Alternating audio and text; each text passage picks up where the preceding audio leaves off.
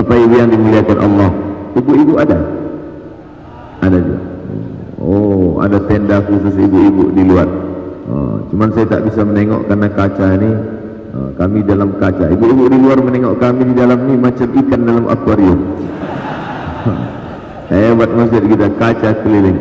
Masya Allah, tabarakallah. Katanya dalam hadis disebut orang di surga itu di dalam bisa menengok keluar, di luar bisa menengok ke dalam. Agak-agaknya nanti kita di surga begitu. Yang di luar bisa nengok dalam, yang luar bisa naik keluar. Cuman karena kaca ini bukan kaca surga, jadi agak-agak gelap sedikit. Tapi nikmat surga itu mala a'yunun ra'at a'dadtu li'ibadiyas salihin. Aku siapkan, kata Allah, untuk hamba-hambaku yang saleh, mala a'yunun ra'at, belum pernah ditengok mata, wala udhunun sami'at, belum pernah didengar telinga, wala khatara ala qalbi basar, belum pernah didengar oleh hati, belum pernah dipandang mata, belum pernah terlintas dan terbetik di pikiran manusia. Itulah surga. Kalau pernah kau bayangkan, kau pikirkan, bukan surga, karena dia adalah kejutan yang akan diberikan Allah pada orang yang beriman. Mudah-mudahan kita mendapatkannya. Berat Pak Ustaz, kau masuk surga bangunnya harus jam 4 ya, yang namanya berat itu tentulah balasannya sesuai. Surga kalau ringan tentu ceret, kipas angin. Ini berat, tapi bagi orang yang sudah terbiasa, kata orang Melayu, Allah bisa karena biasa. Dibiasakan bangun. Kamu bangun jam berapa? Jam 4. Bagus. Jam 4 bangun, azan subuh 4.38. Masih bisa saya tahajud kalau jam 4 Pak Ustaz. Sebelum azan subuh berkumandang masih bisa tahajud. Sama seperti pepatah anak muda, sebelum janur kuning melintang masih milik bersama, kalau tidak dipinang orang. Karena kalau sudah dipinang tak boleh, kata Nabi SAW, la yahillu li muslimin ayyaktiba fawqa hitbati akhih. Tak boleh meminang anak gadis yang sudah dipinang orang lain. Bapak-bapak yang anak gadisnya sudah dipinang, datang anak muda lain meminang, lalu kau robah gara-gara mahalnya lebih tinggi, tak boleh. Pak, saya mau minang anak bapak, sudah dipinang orang. Berapa dia kemarin ngasih DP? Emang mobil. Oleh sebab itu, maka sebelum azan subuh berkumandang, jam berapapun bangun, sempatkanlah bertahajud. Berjumpalah ulama tasawuf dengan ulama fikih. Apa beda ulama tasawuf dengan ulama fikih? Ulama fikih bercerita tentang zakat, puasa, haji, rukun, syarat, haram, makruh, mubah, sunat, sunat muakkad. Sedangkan ulama tasawuf bercerita tentang masalah hati, hasad, dengki, riya, sum'ah, bagaimana obatnya, ridha, tawakal, qanaah, rendah hati, tawadhu, zikir, taubat, ta'alli, tajalli. Ulama tasawuf biasanya tak populer, tak masyhur. Ulama fikih hebat, pengajian ramai. Lalu kemudian meninggallah ulama tasawuf. Ulama fikih yang hebat meninggal, mati. Ulama tasawuf masih lagi hidup, dipanjangkan Allah umur, bermimpi malam itu berjumpa dengan ulama fikih yang populer, yang masyhur, yang banyak jamaah. Wahai ulama fikih, ya, dulu engkau pernah menjabat sebagai mufti hebat, banyak murid, banyak jamaah, betul. Apa yang kau temukan di akhirat? Apa yang kau lihat setelah menghadap Allah? Lalu ulama fikih itu mengambil debu, diletakkannya di tapak tangan, dihembusnya. Begitulah kepopuleran jamaah harum semerbak nama, tak berkesan apa-apa. Yang tinggal hanya 2 rakaat di tengah malam, usolli sunnat tahajud raka'ataini lillahi ta'ala. Allahu Akbar. Ustaz sedang menyindir siapa? Menyindir diri saya sendiri. Hai Abdul Somad, follower itu tak bisa menolong di hadapan Allah. Hai Abdul Somad, viewer tak dapat membantu di hadapan Allah. Maka bangkit bangun di tengah malam, wa minal laili, dan dari sebagian malam, fatahajjad, tahajjad, lawan tidurmu, lawan kantukmu, bangun dan bangkit tengah malam. Beli jam waker, pulang dari sini singgah ke toko jam, beli. Pak, ada jam yang model apa? Yang kira-kira 10 menit tak bangun bisa menyipak. bangun kita bangkit. Ini tujuannya tak lain tak bukan adalah untuk merebut keberkahan-keberkahan, karena malaikat sudah menurunkan berkah. Bagaimana cara mengambil berkah? Maka siapa yang paling awal bangunnya, dia yang paling banyak berkahnya. Abdul Somad hanya pandai ngomong ceramah saja, mari bangun. Rupanya dia pun bangun jam 4. Sedangkan jamaah rupanya lebih awal lagi. Ustaz ngajak bangun lebih cepat. Kenapa Ustaz pun lambat? Saya tadi malam ceramah. Ada alasannya kan? Ada 1000 dalil untuk beramal, tapi jangan lupa setan menyediakan 1001 dalil untuk tidak beramal. Ada 1000 ayat hadis untuk beramal, tapi setan menyediakan 1001 hujah untuk supaya bagaimana kita tidak beramal. Kau kenapa tak tahajud? Subuh, zuhur, asar, maghrib, isya cukup. Tapi kenapa tak tahajud? Masih syukur aku sembahyang, tetanggaku enggak sembahyang lagi.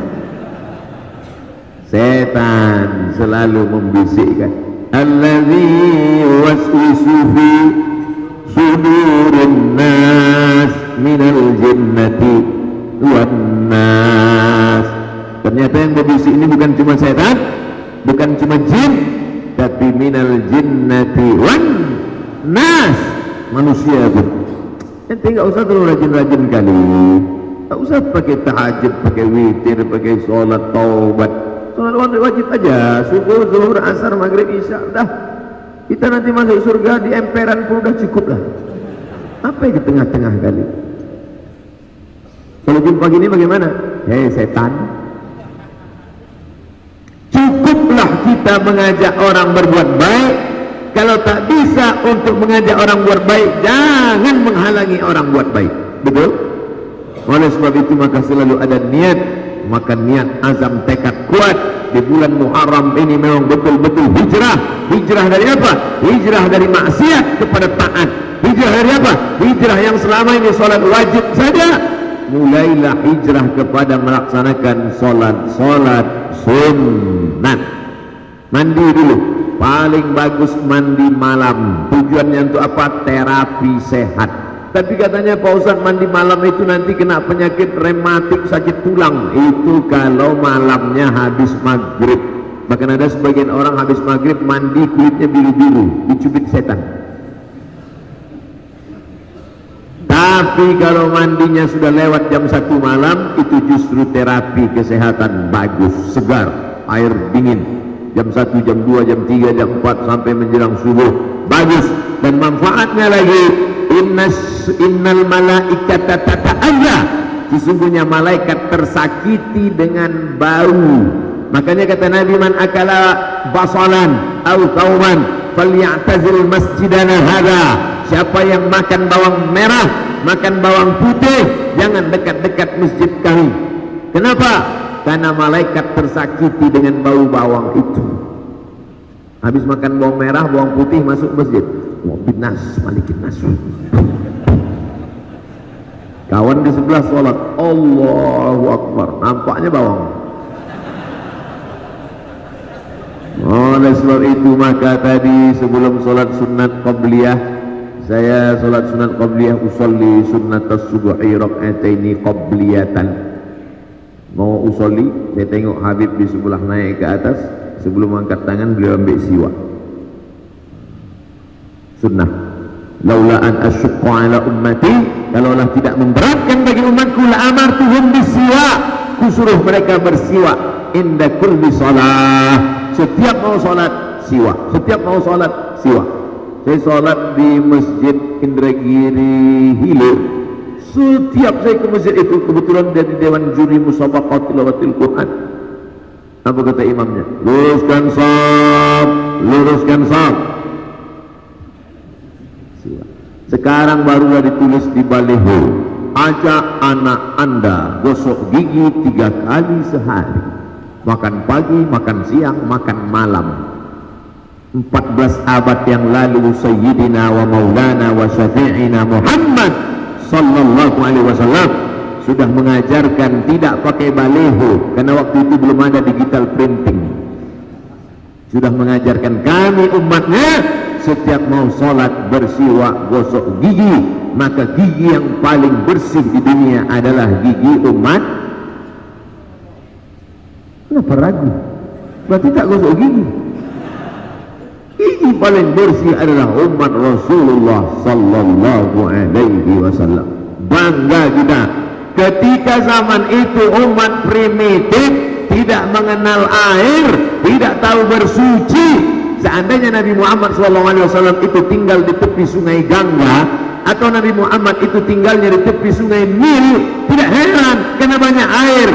Tapi dia tinggal di kota Makkah Al-Mukarramah, belum pernah saya tengok sungai di Makkah.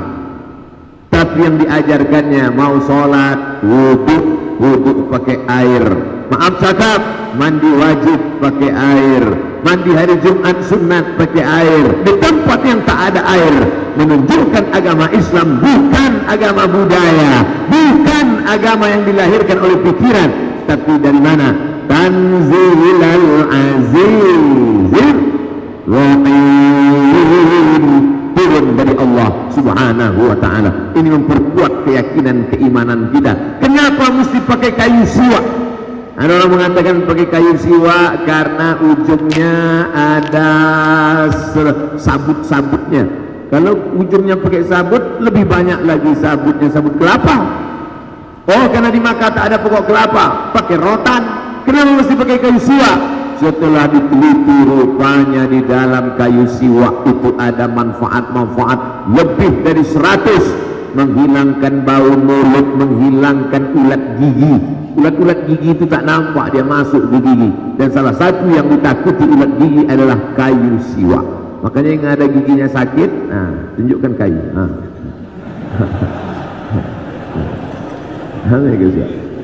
Kau macam-macam cucuk kan. Dari kecil anak-anak kita ajarkan.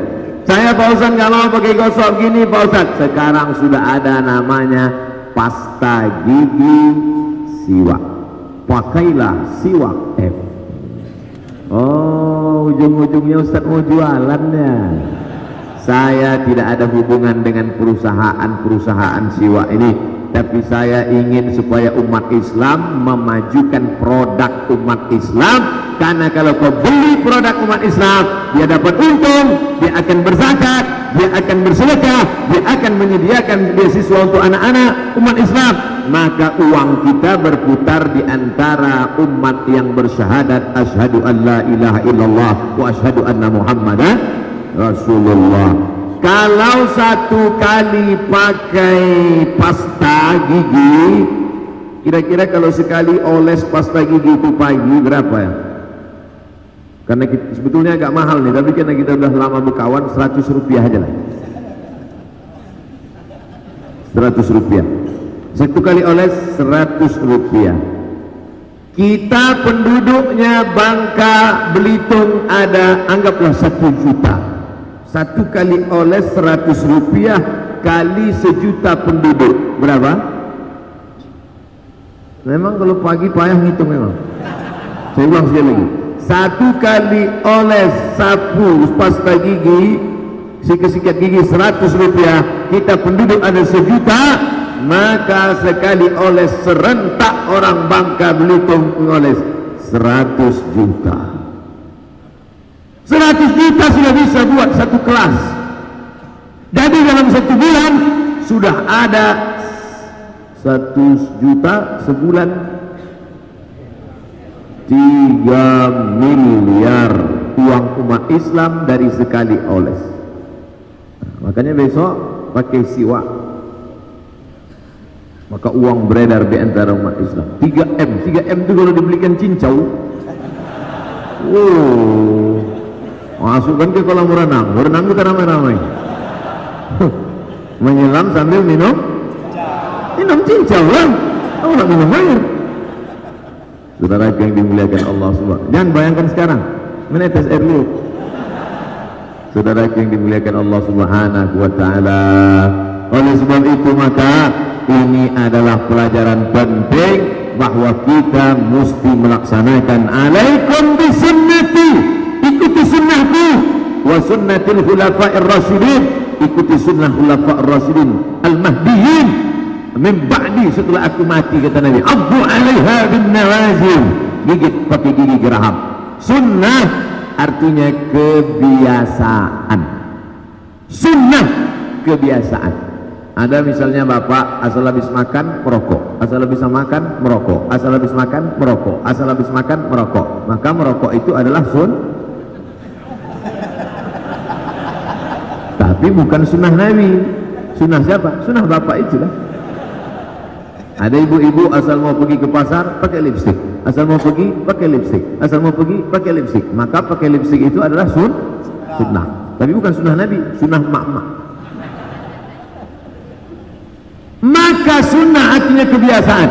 Kebiasaan Nabi yang diikut oleh sahabat-sahabat Nabi, diikuti oleh tabi'in, diikuti oleh ulama, sampailah ke guru kita, sampai ke kita.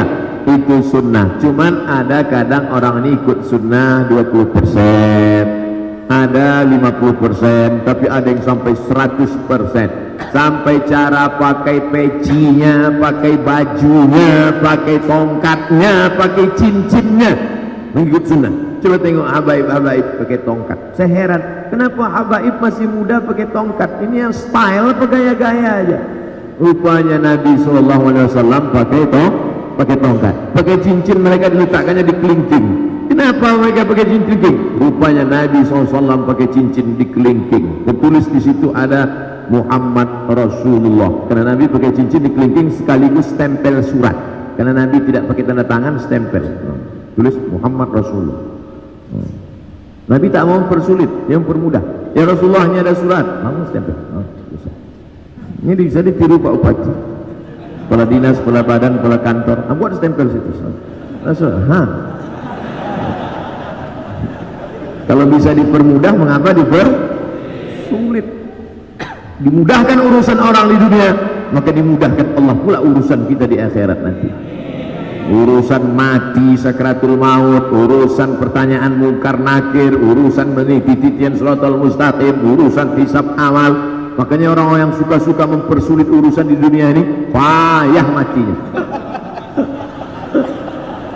Judul lagunya setengah napasku pergi. Sakratul mautnya aja 6 bulan tak mati-mati. Tapi orang yang suka mempermudah, begitu tengok Ustaz Somad ada si fulan di rumah sakit, begitu kita datang, Bismillahirrahmanirrahim, Yasin. Alhamdulillah Ustaz Somad. Begitu Ustaz tadi datang, langsung mati jadi. Rupanya bapak itu mau kawin lagi. Jadi berani cerita ini karena tak ada ibu-ibu. Saudara yang dimuliakan Allah Subhanahu wa taala, maka kita ikuti sunnah tahajud malam. Nabi tidak pernah meninggalkan tahajud.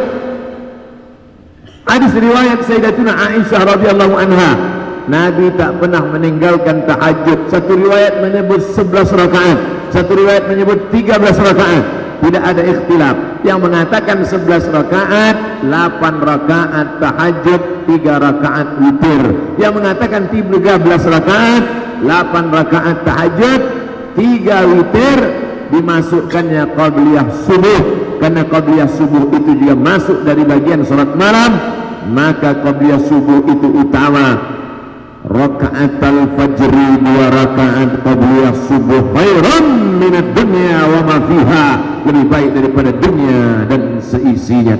Bagaimana tahajud malam Nabi? Karena Rasulullah SAW yaqumu minal laili, Nabi kalau salat malam hatta tatafattar qadamahu, sampai bengkak kakinya. Nabi itu kalau salat malam bengkak kakinya. Saya semalam begitu sampai di Bangka Tengah, saya tengok kaki saya bengkak. Rupanya lama naik pesawat dari Pekanbaru ke Cengkareng, Jakarta, transit dari Jakarta ke Pangkal Pinang, naik mobil, turun darah ke bawah. Kalau di akhirat nanti ditanya, hai Abu Somad, pernahkah kakimu bengkak? Pernah ya Allah. Tahajud tidak.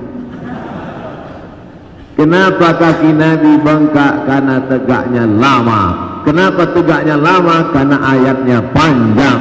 Kenapa ayatnya panjang? Saya pun tak tahu. Ya Rasulullah, lima fa'alta hadza? Kenapa kau buat salat panjang lama macam ini? Qad ghafarallahu laka ma taqaddama min dzambika wa ma ta'akhkhar. Dosamu yang lalu sudah diampunkan Allah, yang akan datang sudah diampunkan Allah. Untuk apa lagi kau salat begitu lama? Ayatnya begitu panjang. Kata Aisyah, istri Nabi, ibu kita, Ummul Mukminin. Apa jawab Nabi sallallahu alaihi wasallam? Afala akuna 'abdan syakura. Aku ingin menjadi hamba Allah yang bersyukur. Harus betul hurufnya, bukan bercukur. Marilah kita bersyukur. Harus bersyukur. Bersyukur ternyata tak cukup angkat tangan Allahu Akbar. Apalagi sekarang banyak orang menyangka sudah cukup bersyukur dengan nyanyi. Alhamdulillah wa syukrulillah. Ustaz nyindir penyanyi opik ya? Enggak, saya dapat kabar katanya dia sedang datang lagi. Mudah-mudahan kedatangan para ulama, kedatangan pekerja seni, kedatangan seni-seni Islami itu bukan menjauhkan kita dari agama Allah, tapi justru meramaikan, mensiarkan, membangkitkan semangat.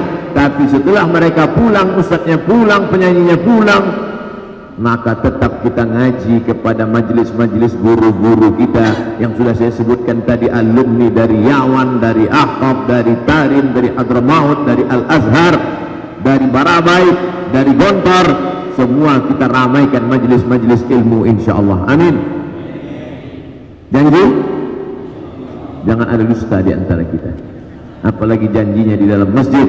Walladzina hum li amanatihim, orang beriman itu terhadap amanah, wa ahdihim, dan terhadap janjinya, ra'un, mereka selalu menunaikan janji. Makanya lebih hebat mana, sumpah atau janji? Kalau sumpah, saya bersumpah menjadi calon pegawai negeri sipil, bersedia ditempatkan di seluruh tempat di Indonesia dari Sabang sampai Merauke. Saya bersumpah, begitu turun SK di Papua langsung minta pindah. Tapi kalau sudah bersumpah, la yu'akhidhukumullahu billaghwi fi aymanikum walakin yu'akhidhukum bima kasabat qulubukum. Allah hanya menghitung sumpah yang dalam hati, adapun yang di mulut hanya basa-basi. Fakafaratuhu, menebus sumpah, it'amu 'asharati masakin, kasih makan 10 orang miskin. Au kiswatuhum, kasih pakaian 10 orang miskin. Au tahriru raqabah, bebaskan budak hamba sahaya. Faman lam yajid fasiyamu thalathati ayyam. Siapa yang tak sanggup kasih makan orang miskin, yang tak sanggup belikan pakaian orang miskin, tidak sanggup membebaskan budak hamba sahaya, puasa 3 hari. Sumpah bisa ditebus dengan puasa 3 hari. Maka ibu-ibu jangan percaya sumpah. Jangan ibu percaya sama bapak-bapak. Adinda, sampai mati abang gak akan nikah lagi. Sumpah. Tiba-tiba yang dia mau sumpah abang dulu, aku udah puasa 3 hari. Selesai. Tapi yang dipegang adalah janji. Orang kalau dia ingkar janji, bukan sekedar kafir, tapi lebih hebat lagi. Kenapa? Innal munafiqina fid darkil asfali minan nar. Orang kafir masuk neraka, tapi orang yang munafik dalam keraknya neraka. Bayangkan itu. Ini rice cooker, ini tempat masak nasi priok, maka keraknya, tempat mendidihnya, di qa'riha, di dasarnya, itulah tempat orang munafik. Siapa itu? Idza haddatsa kadzaba, kalau bicara dusta. Wa idza wa'ada akhlafa, kalau dia janji ingkar. Wa idza tumina khana, kalau dia diberi amanah berkhianat. Salah satunya adalah ingkar janji. Oleh sebab itu kita tunaikan janji. Allah Maha menunaikan janji. Allahumma rabb hadhihi ad-da'wati tammati wa salatil qa'imah ati sayyidina Muhammadan al-wasilata wal fadilah was-sharaf wa darajatal 'aliyatir rafi'ah wa ba'athullah maqama mahmudan lil wa'tah innaka la tuflihul. Siapa yang membaca doa ini selesai azan, halat lahu syafaati, dijawabnya azan, ditutupnya dengan doa ini, halat lahu syafaati, wajib dia mendapatkan syafaat pada hari kiamat. Mudah-mudahan kita ini semua masuk yang mendapatkan syafaat. Allahumma rabb hadhihi ad-da'wati tammati was salatil qa'imah ati sayyidina Muhammadan al-wasilata wal fadilah was-sharafa wa darajatal 'aliyatir rafi'ah wa ba'athullahu maqama mahmudan alladhi wa'adtah innaka la tukhliful mi'ad. Yang hafal, yang tak hafal apa yang kau baca tadi? Apa kau urus-urus aku? Terserah aku lah. Gitu cara jawabnya kalau ditanya-tanya orang.